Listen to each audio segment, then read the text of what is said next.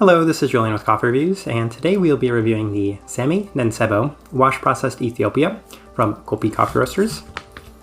And there's the bag right there.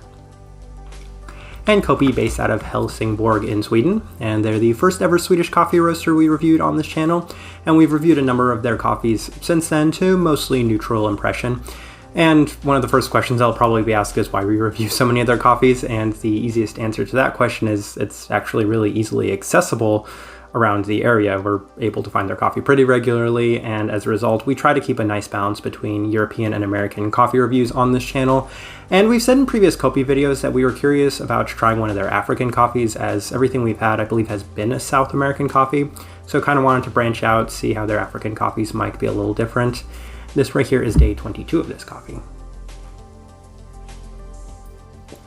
And recipe we have for this coffee is a 16.67 to 1 water to coffee ratio at 208 degrees Fahrenheit, brewed through the Chemex. Is a light Nordic for the roast profile. And yeah, let's start discussing the coffee itself.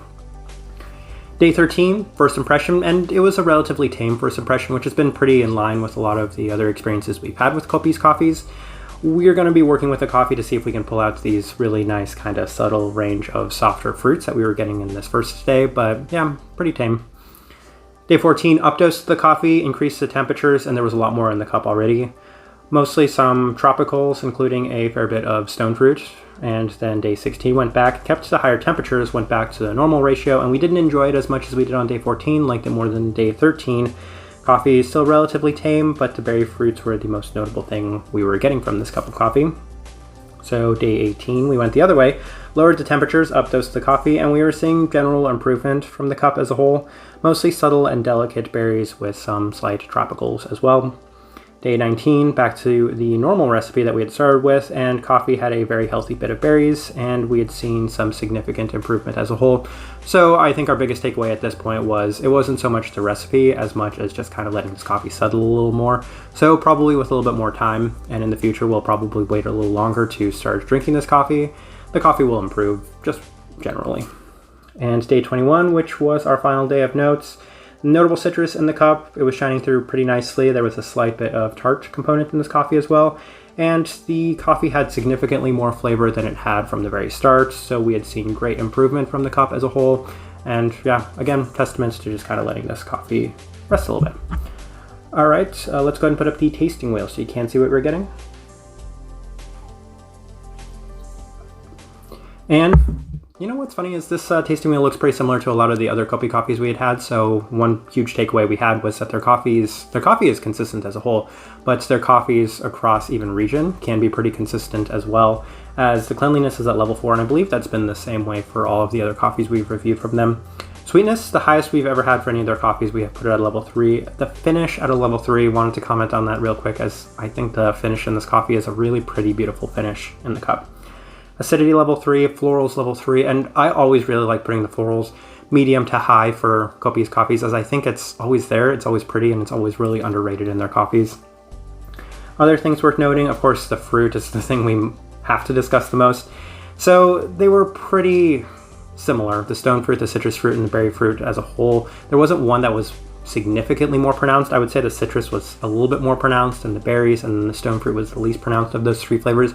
They were all subtle, as we've been kind of harping on throughout this video, but none of them were distinct enough to kind of put them higher or lower than any of the other fruit flavors that we had in this cup.